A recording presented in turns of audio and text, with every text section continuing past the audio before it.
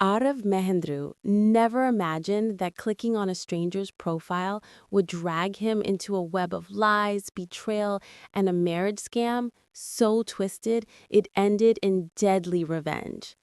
Samira Vellon wasn't just a fake identity. She was the trap that transformed Aarav Mehendru from a hopeful young student into the center of one of the most shocking love scams India had ever seen.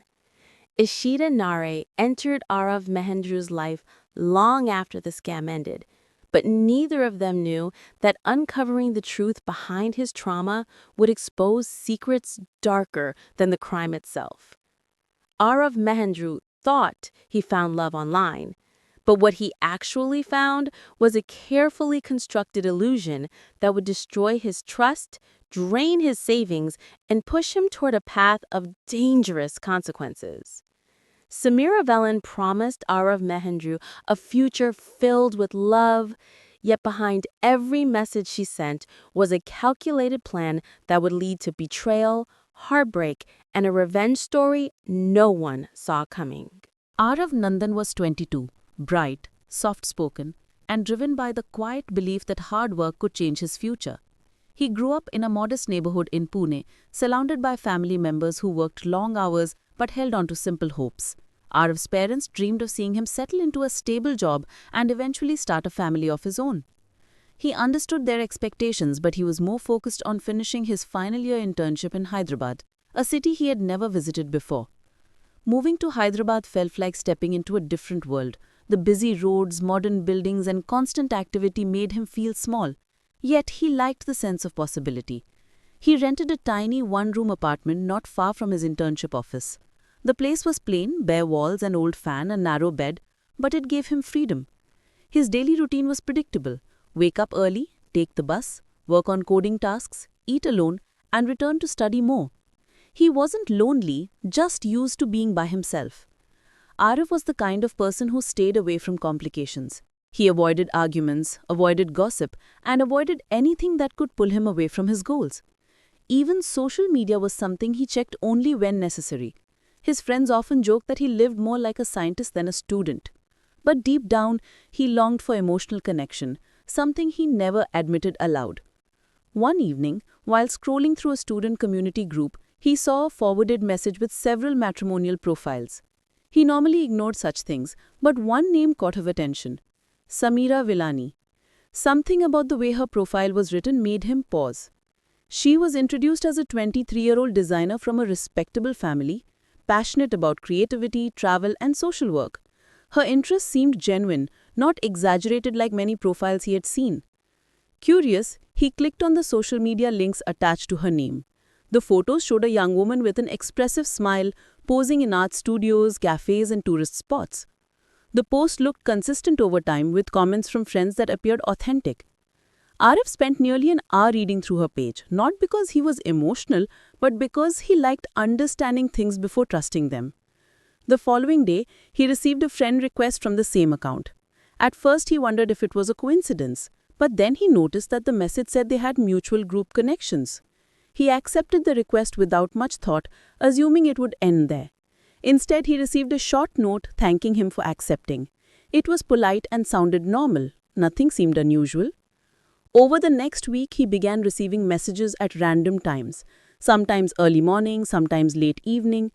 The tone was always friendly and respectful. Samira's messages were never overly personal at first. She talked about her design projects, her interest in marriage as a cultural expectation, and her desire to meet someone serious and grounded. He found himself replying more often than he expected. Her writing style felt calm and thoughtful, mirroring his own nature. Slowly, he began sharing small pieces of his life too: his internship challenges, his future plans, the way he missed home during festival season. He was surprised at how natural the conversations felt. There were no forced questions, no dramatic expressions, no signs of insincerity. He started to check his phone more frequently, hoping for a new message. It wasn't love, not yet. It was the feeling of being understood. For someone who spent most of his days surrounded by silence and screens, such attention felt comforting. As their messaging continued, he sensed a quiet emotional shift within himself. He felt lighter, more relaxed, even excited at times. On days when she didn't message, he felt something missing. He tried to dismiss it as simple curiosity, but he couldn't deny the warmth he felt whenever he saw her name appear on his screen. Arav's parents noticed the change during video calls. He seemed more distracted, more eager to go offline early. When they teased him, he avoided giving explanations. He didn't want to share anything yet, not because he doubted the connection, but because he wanted to protect something that felt new and delicate. Little did he know that every message he received was carefully planned, every photo he saw was chosen for impact, and every interest she claimed was designed to create trust. The person he believed he was growing close to was not who he imagined. Aarav continued to fall deeper into this illusion, unaware that this connection was not the beginning of romance, but the beginning of a dangerous trap that would change his life forever. As the weeks went by, Aarav grew more comfortable with the presence of Samira in his daily routine. Her messages arrived with a kind of consistency that felt intentional but never overwhelming. She timed them perfectly, enough to keep him engaged, but never so frequent that he felt pressured. Aarav believed it was simply her thoughtful personality. He admired how mature she seemed, how she never asked anything unnecessary, and how she always responded with understanding. Eventually, her messages shifted from general topics to more personal ones. She mentioned that her family followed certain cultural traditions, especially regarding marriage. According to her, her relatives believed that compatibility and commitment should be established early. She explained that they preferred to speak to the groom's family before allowing any direct meeting. Aarav found this unusual, but not unbelievable. Many families in India still practice strict customs, and he assumed this was just another example. What truly convinced him was how she framed these traditions. She never made it sound like a demand, more like something she wished she could avoid but had no control over. Aarav felt sympathetic. He imagined her as someone bound by expectations, much like he was with his own family's hopes. This made him trust her even more. Over time, the nature of their conversations became more emotionally intimate. Aarav shared details about his studies, his part-time work, and how he was saving every rupee for future plans. She reacted with supportive messages, often praising his discipline. He felt proud each time. He had never been recognized like this by anyone outside his family. Then came the first request. She told her family needed a small amount for a preliminary ritual, a ceremony that supposedly took place before families initiated formal talks. She expressed embarrassment about mentioning it, saying she did not want him to feel burdened. Aarav did not think too much about it. The amount was small, and he wanted to show he cared, so he transferred it. The moment he sent the money, she thanked him with what felt like sincere gratitude. There was no pressure for more. Days passed, and she continued speaking to him normally. This made him believe the request was genuine. He never suspected a thing. After a few days, she mentioned another requirement. This time it was for a document verification process handled by her family elders. Aarav hesitated, but she reassured him again. She even sent a picture of what looked like a family record booklet with handwritten notes. It appeared authentic enough, and Aarav convinced himself it was fine. He sent the amount without much internal conflict. Gradually, the requests grew larger. First, the costs of a traditional ceremony, then the fees for a family-appointed marriage consultant. Eventually, she brought up a wedding hall booking. She said her family insisted that dates must be reserved months in advance to avoid losing a good venue. Aarav felt nervous, but she sent him a polished image of a decorated hall along with a digital receipt bearing his name. Seeing his name printed there created an emotional reaction he couldn't explain. It made everything feel real, as if their future together was already taking shape. Wanting to protect that image, he ignored his doubts and transferred the biggest amount he had ever sent. Right after that, things changed. Her responses became shorter and slower. She claimed her phone battery was dying or that she was busy with relatives. Aarav tried not to panic, but uneasiness crawled in.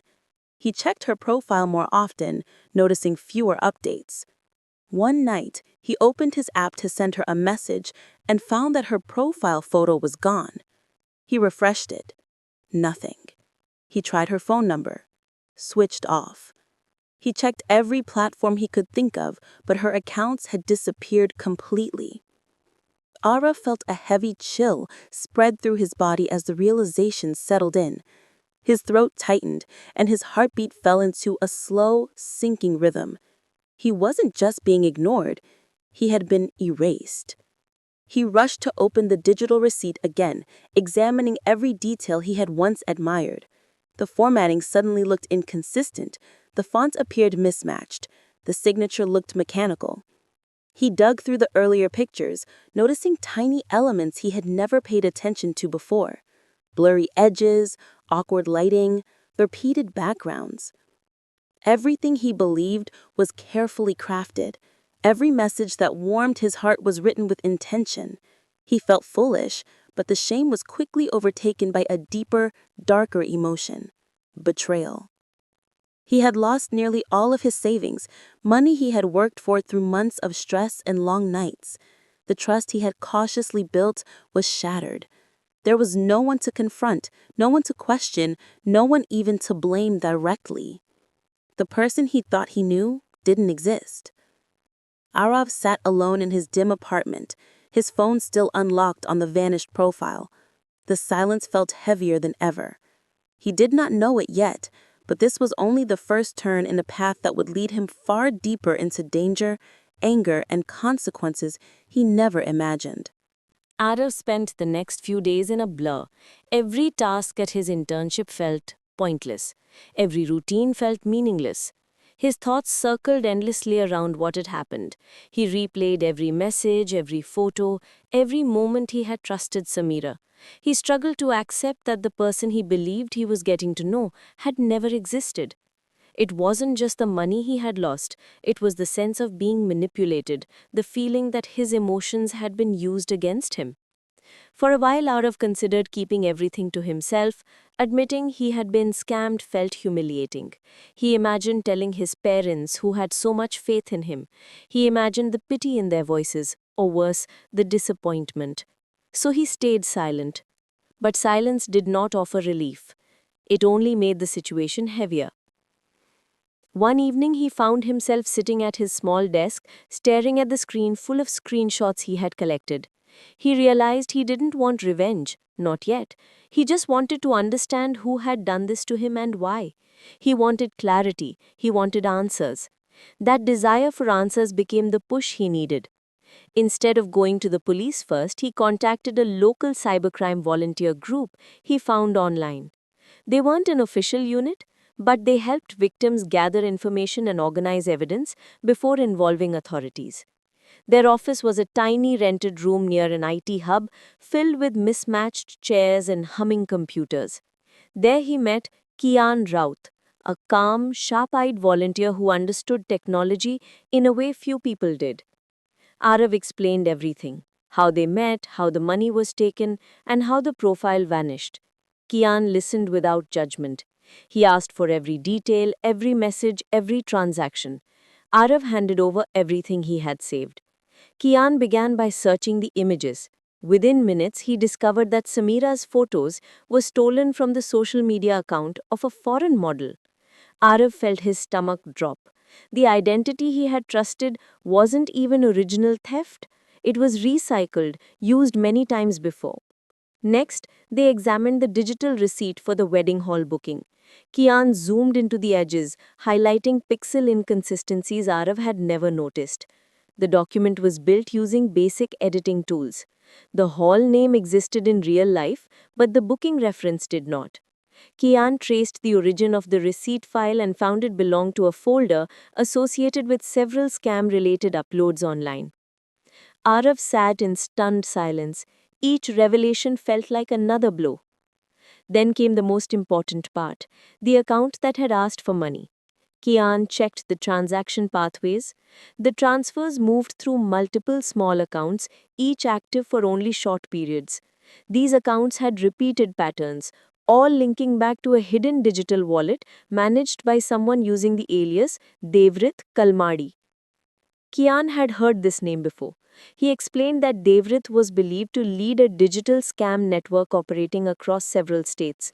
His group specialized in emotional manipulation, marriage scams, relationship scams, and impersonation schemes. They used fake identities, rotating profiles, and hired individuals to handle conversations. No single scammer played a full role. They worked in shifts, maintaining the illusion of one consistent personality.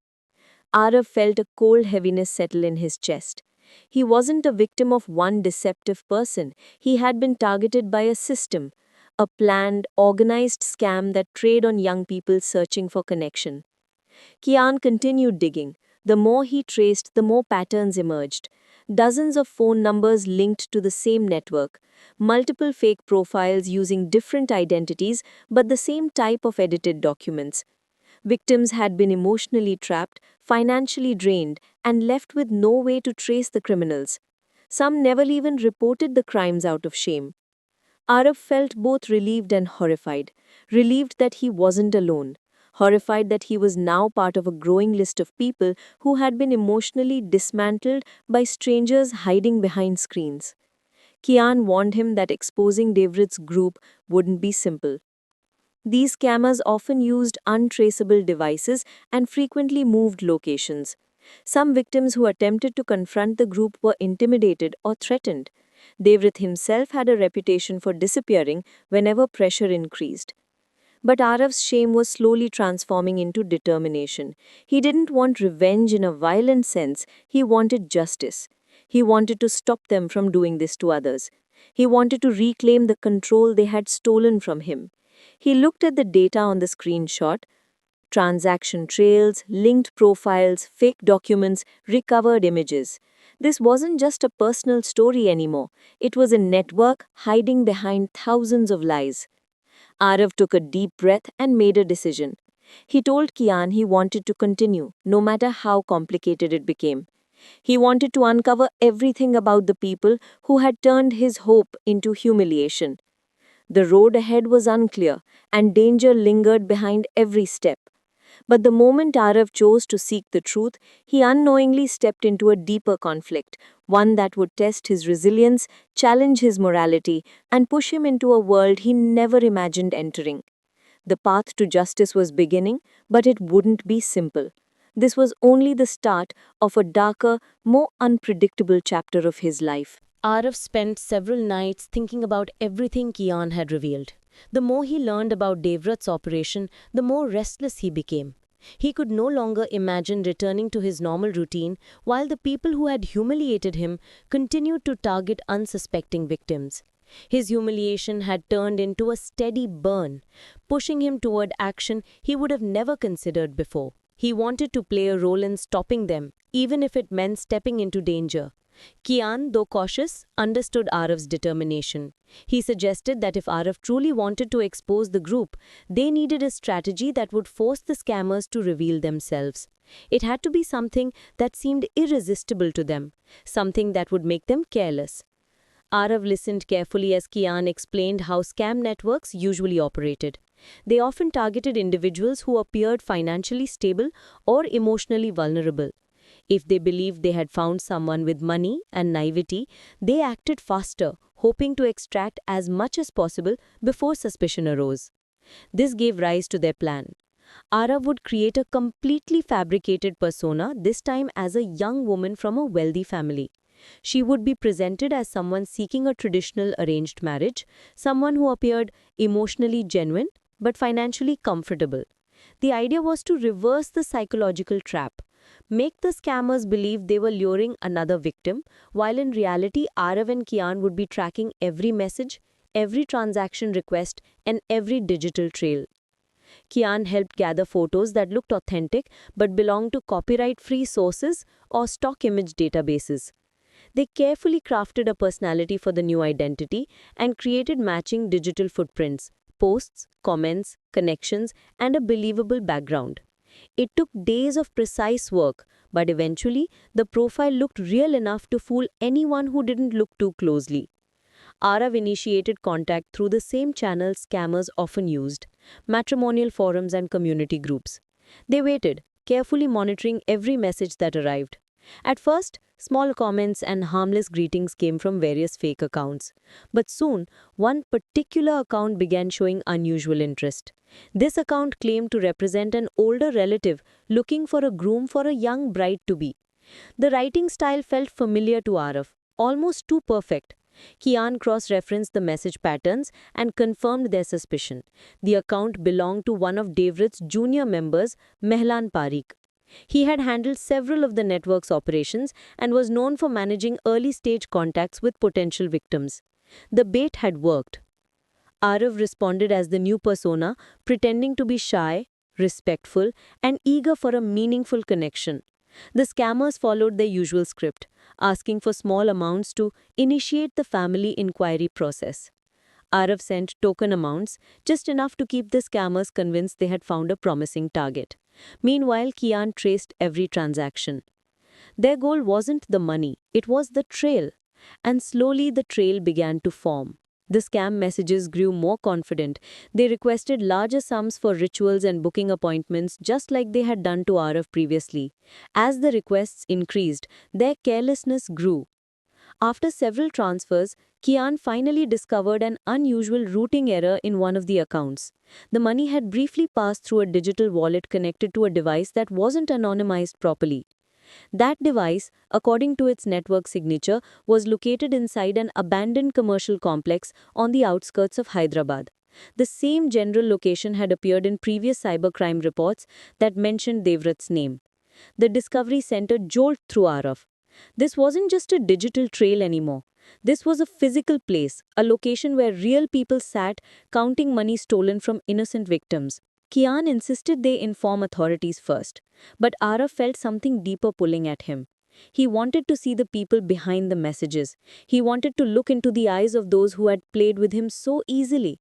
Against Kian's warnings, Aarav decided to go there himself. He believed that if he could gather evidence firsthand, it might help the investigation more effectively. The next afternoon, he traveled to the address alone. The complex stood silent and neglected, its windows dusty, its corridors dim. His heartbeat quickened as he stepped inside. Every sound felt amplified, every shadow threatening. He moved carefully, guided by the location pings Kian had sent earlier. When he reached the end of a narrow hallway, he heard faint voices. Peering inside a room with cracked walls, Aarav saw 3 men sorting stacks of cash and checking mobile phones. Among them was Mehlan Parikh. The realization hit him sharply. This was the person who had written the messages pretending to be Samira. Before Aarav could fully process the moment, one of the men spotted him. Their surprise turned into immediate hostility. They confronted him, shouting and advancing quickly. Aarav panicked. A struggle broke out in the cramped space. Furniture toppled, papers scattered, and a metal rod clanged against the floor. In the chaos, Mehlan lunged at him, but Aarav, acting purely on instinct, pushed back. Mehlan lost balance, crashing against the edge of a metal table. The impact was sharp and heavy. He collapsed and didn't move again. The other 2 scammers fled instantly, leaving the room in chaotic silence. Aarav stood frozen, breathing hard, staring at what had just happened.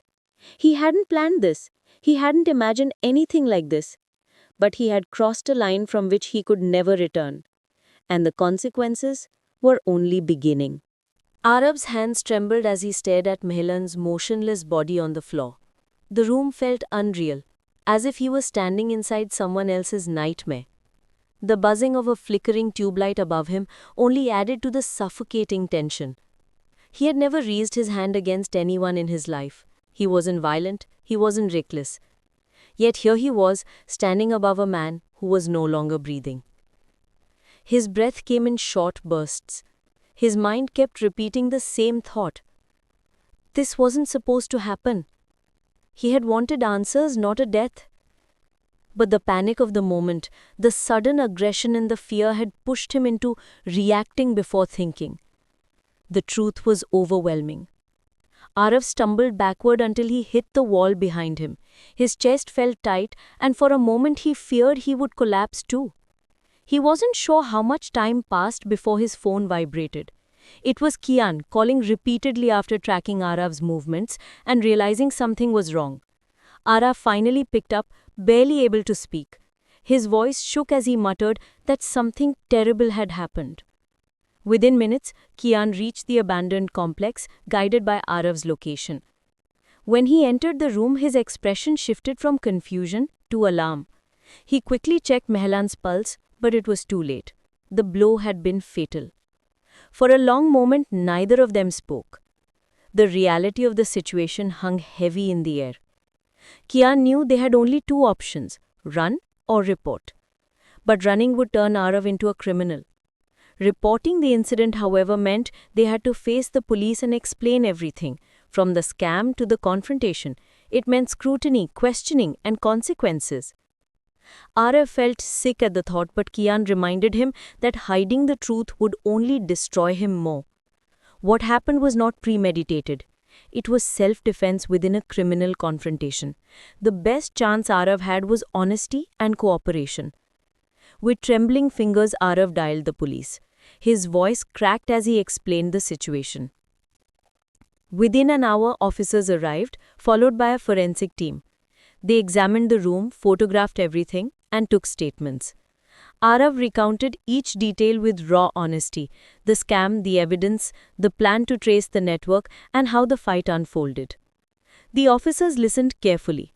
They found the stacks of cash, the burner phones, and the counterfeit documents scattered across the room, signs of an active scam operation. Aarav's bank statements and screenshot records aligned with the story he told. The physical evidence supported his claim that he had confronted criminals, not targeted an innocent man. The investigation grew bigger as the police recognized the name associated with the accounts: Devrit Kalmadi, a scam leader they had been tracking for months. Aarav's report and evidence provided a breakthrough. Authorities launched raids across multiple locations linked to Devrit's operations. Word spread quickly. Devrit tried to flee the city, but the digital trail Aarav and Kian had uncovered had already narrowed down the possible hideouts. Within days, he was arrested at a bus terminal with forged documents, multiple SIM cards, and large sums of cash. Dozens of fake profiles, money trails, and victim testimonies surfaced during the raids. Many people who had been too embarrassed to speak up finally came forward, encouraged by the news that the scam network was collapsing. Aarav's case became central to exposing the operation. Although he was relieved that justice was being served, Aarav still struggled internally. He did not celebrate Devrit's arrest. Instead, he felt the heavy shadow of what happened in that room.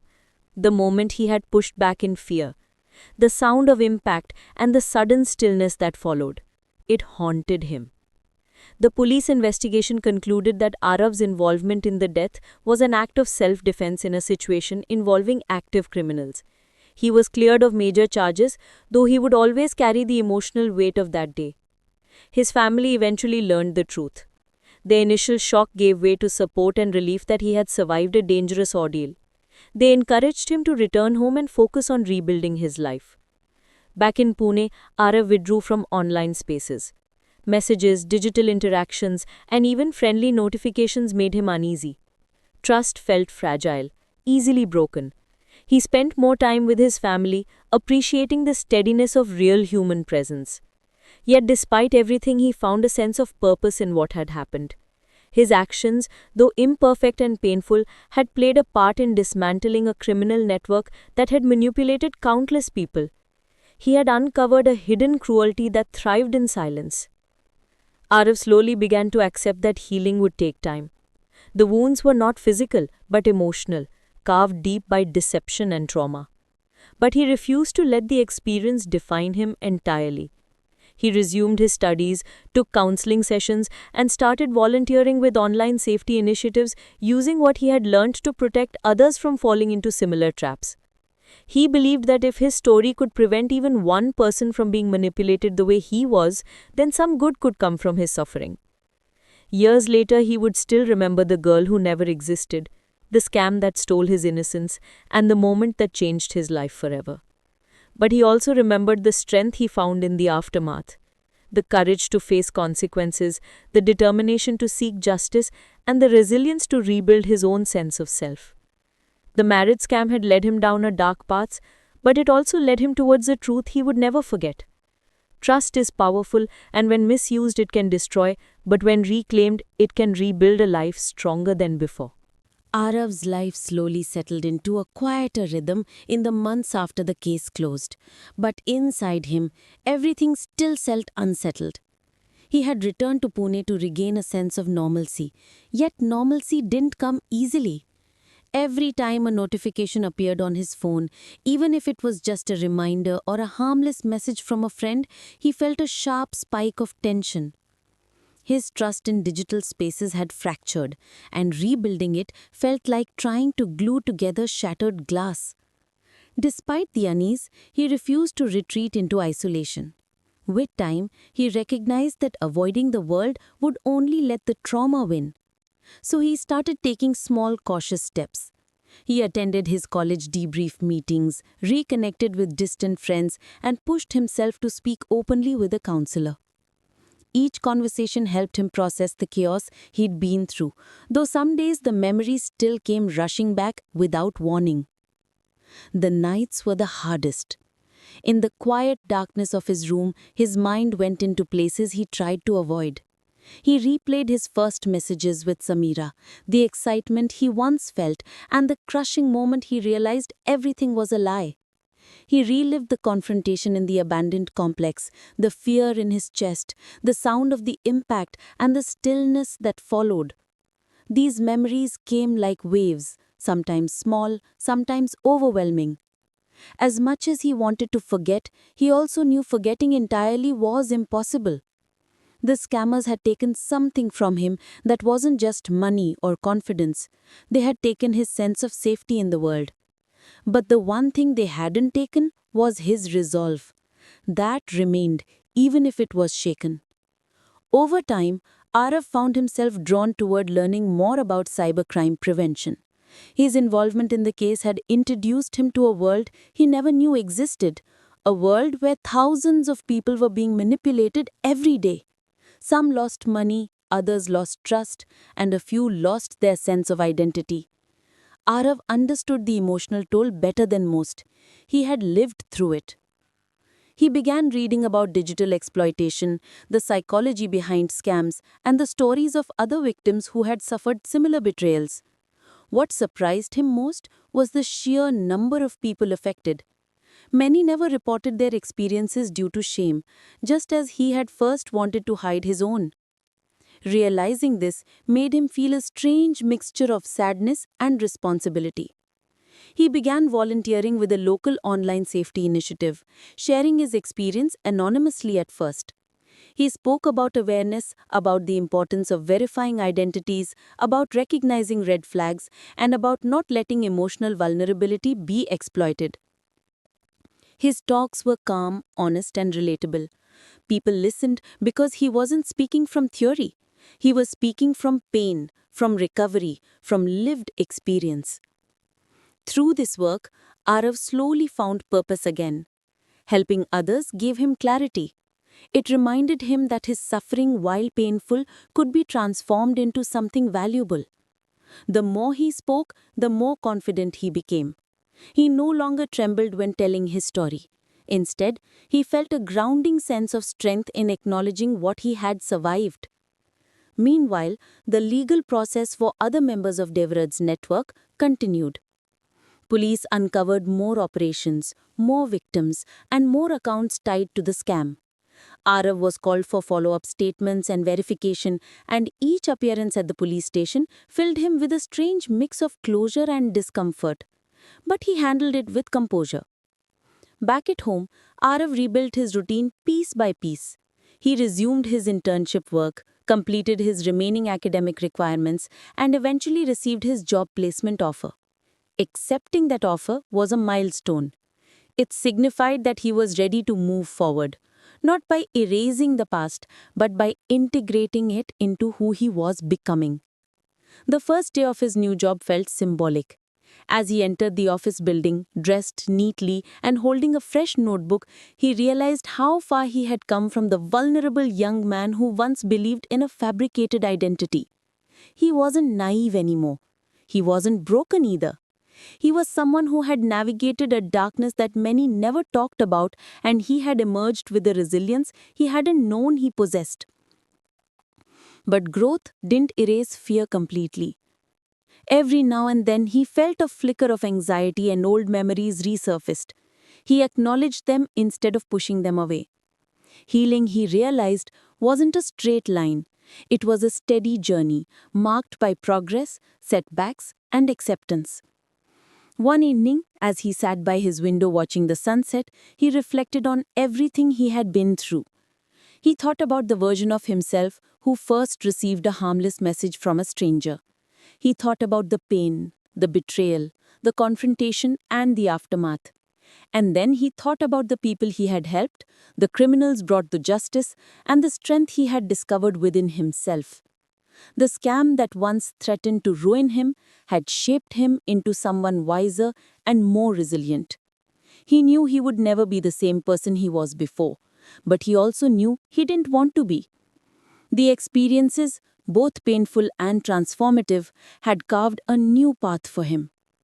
Aarav closed his eyes and breathed deeply. He was ready for the future, not despite what had happened, but because of it. Aarav's life had begun finding a gentler rhythm, but he knew his journey wasn't complete yet. Recovery wasn't just about moving forward, it was about understanding the past without letting it control him. As he settled into his new job and continued his volunteer work, he realized that although his external world was gradually stabilizing, his internal world was still quietly rearranging itself. Chapter 7 represented the phase he never expected, the stage where he understood the deeper consequences of everything he had been through, how trauma reshaped relationships, trust, ambition, and identity. Each passing month revealed a new dimension of himself, sometimes encouraging, sometimes unsettling. At work, Aarav performed well. His supervisors praised his focus and discipline, and his colleagues appreciated his calm presence. But social interactions were still difficult. He avoided casual conversations about relationships or personal life. When colleagues teased him about finding someone special or planning for marriage, he responded with polite smiles that hid the discomfort rising beneath the surface. His past had left a mark that made him cautious in ways others couldn't see. Yet progress came in small, unexpected forms. One day, when a coworker excitedly spoke about meeting someone online, Aarav felt the old fear tightening inside him. But instead of withdrawing, he gently advised the coworker on staying careful, sharing subtle warnings without revealing too much about himself. It was a moment of growth, where he acted from wisdom rather than fear. He didn't want anyone else to face the same nightmare he had endured. Outside of work, Aarav continued volunteering. His talks were reaching more people now, students, young professionals, and even older adults who were often targeted through emotional scams. Aarav noticed that his story didn't just inform people, but reassured them. It reminded them that being deceived didn't make them weak, it made them human. Slowly, he became recognized within the volunteer community as someone people could trust. Victims often spoke to him privately after sessions, sharing their regrets and vulnerabilities. Aarav listened to them without judgment, offering understanding instead of solutions. He knew firsthand that healing required patience more than advice. One evening, a woman approached him after a seminar. She introduced herself as Ishita Narre, a psychology student researching emotional manipulation in digital spaces. She had attended Aarav's session out of academic curiosity, but ended up moved by his sincerity.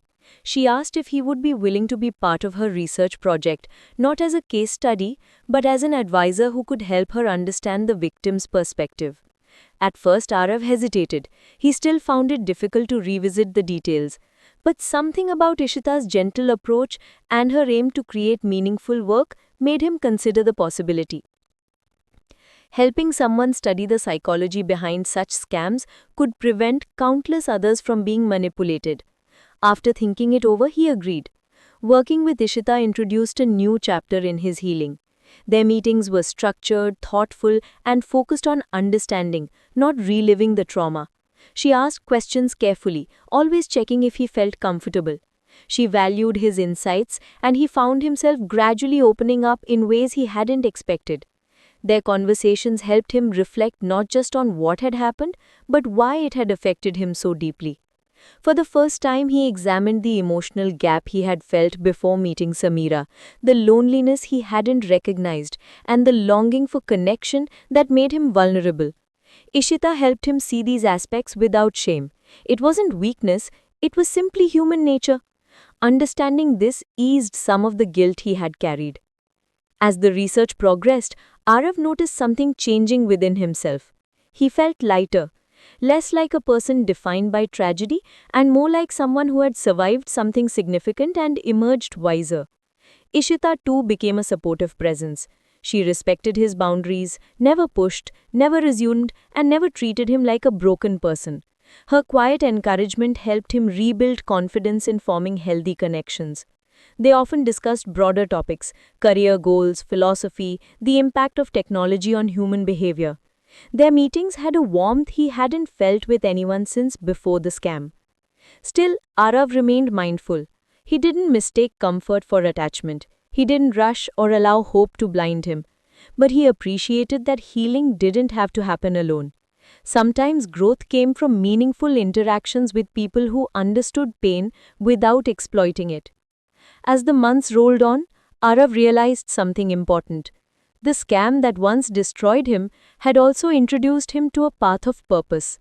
It led him to volunteer work, to self-awareness, to helping others, and now to collaborating on meaningful research. His past wasn't a closed wound anymore. It was a scar that reminded him of his endurance. By the end of the year, Aarav felt ready to reclaim parts of himself he had shut away. He updated his social media cautiously, reconnected with old friends, and even started exploring new hobbies. Each step was measured, but every step mattered. He knew he couldn't erase what had happened, but he no longer needed to. His life was becoming something new, rebuilt, reshaped, and stronger than before. Aarav's journey continued into a chapter he never anticipated, a phase not defined by fear or recovery, but by rediscovery. As months passed, his life began to widen again, no longer revolving solely around trauma or healing. There were new routines, new goals, and new challenges, each small but meaningful. Yet, beneath it all, there was a subtle shift he was only beginning to understand. He was learning how to live without constantly looking over his shoulder, without replaying the betrayal that had once consumed him. Though he had rebuilt much of his life, he still carried a quiet caution. This caution wasn't fear anymore. It was wisdom. It guided his choices, shaped his boundaries, and reminded him of the strength he had earned. Aarav now understood himself better than ever before, and the self-awareness made him feel grounded. Working with Ishita had played a significant role in this transformation. Their research collaboration naturally extended beyond academic tasks. The discussions they shared often stretched long after the official meeting hours, evolving into deep reflections about trust, vulnerability, and resilience. Ishita had a calm presence, one that neither demanded nor expected anything from him. She didn't try to fix him or analyze him outside the research context. Instead, she offered space to talk, space to pause, and space to heal at his own pace. Aarav appreciated that. He had met many people after the scam who treated him delicately, and although they meant well, their sympathy sometimes felt like a reminder of his wounds. Ishita was different. She didn't view him as fragile. She saw him as someone who had faced something brutal and come out stronger, even if a bit scarred. That perspective helped him see himself in a new way too. As their project neared completion, Ishita invited Aarav to help present their early findings at a small academic seminar organized by her department. When she first mentioned it, Aarav felt unsure. Speaking informally in volunteer sessions was one thing, but presenting in an academic environment felt intimidating. It reminded him of the confidence he once lacked and the fear he still sometimes carried: fear of judgment, fear of not being taken seriously, fear of facing people who had no idea what it meant to be deceived so deeply. But Ishita reassured him that he wasn't expected to be perfect. His role wasn't to impress, it was to provide insight. She reminded him that lived experience was invaluable in understanding psychological manipulation. After thinking it over for a few days, Aarav agreed. The seminar turned out to be a turning point. Aarav spoke calmly, explaining how digital romance scams twist emotions, distort self-perception, and weaponize loneliness. He shared the psychological progression that many victims experience: trust, dependency, hope, and eventual devastation. The room listened with a level of attention that surprised him. He could sense that his words resonated with the audience, not because he was dramatic, but because he was sincere. After the session, several professors and students approached him to express appreciation. They asked thoughtful questions, not about the details of his trauma, but about the broader patterns he had observed while interacting with other victims. Aarav realized that he had moved beyond just being a victim. He had become someone who helped others understand, prevent, and recognize manipulation. His voice had turned into his strength. This confidence extended into other parts of his life. Aarav finally allowed himself to reconnect with distant friends he had gradually withdrawn from during the worst months. Some of them were surprised, but happy to hear from him. They invited him to small gatherings, coffee meetups, and simple outings. Aarav didn't attend every event. He still valued caution and personal space, but he began to step out more often than before. During these outings, he discovered how much he had changed. The old Aarav would often be eager to please, quick to trust, and afraid of disappointing others. The new Aarav was firmer, more observant, and more protective of his peace. He knew when to engage and when to step away. He recognized manipulative online behavior immediately and gently warned others when necessary. He also started exploring new hobbies to fill the spaces that once felt hollow. Photography became one of them. Aarav found comfort in capturing moments rather than overthinking them. The simple act of framing a scene, sunset light falling on a street, raindrops clinging to a window, an elderly couple walking together, made him appreciate life from a quieter perspective. Photography helped him detach from internal noise and observe the world without judgment. Meanwhile, his bond with Ishita grew slowly but steadily. It wasn't romantic, nor was it rushed. It felt more like a deep and grounded connection, built on mutual respect, shared vulnerability, and genuine understanding. Ishita admired his resilience, and Aarav valued her empathy. They became an important part of each other's routines. Sometimes they worked on research. Sometimes they simply shared long walks around campus or through city parks after meetings. Aarav often found himself surprised at how comfortable he felt around her, something he never thought possible after the betrayal he experienced. But this chapter wasn't just about comfort. There were still shadows in the corners of his mind. Some nights, Aarav would wake up with flashes of anxiety, brief but sharp. When he saw news reports about romance scams, a part of him still tightened. When he received friend requests from strangers online, he felt his instinctive guard rising. Healing wasn't linear. Even as he grew stronger, reminders appeared unexpectedly. But now he had strategies, awareness, and support that helped him navigate those moments without slipping into old fear. One particular incident tested his progress. A scam awareness hotline contacted him to ask if he could assist in guiding a recent victim, a young man who had fallen prey to a similar pattern. Aarav hesitated, afraid that hearing someone else's fresh trauma might reopen wounds. But after thoughtful consideration, he agreed. Talking to the young man, Aarav recognized familiar emotions: confusion, self-blame, shame. Instead of offering solutions, he offered understanding. He told him that healing wasn't about forgetting, it was about reclaiming control. The conversation strengthened Aarav more than he expected. Helping someone else reminded him of how far he had come. As the year drew to a close, Aarav realized something profound. His life didn't return to what it was before the scam. It transformed into something entirely different. The pain had carved deeper spaces within him, but those spaces were now filled with purpose, compassion, and newfound courage. He wasn't defined by betrayal anymore. He wasn't trapped by fear anymore. He wasn't searching for closure anymore. He had grown, not in spite of the trauma, but through it. The chapter wasn't about revenge, fear, or survival. It was about renewal, slow, steady, and powerful.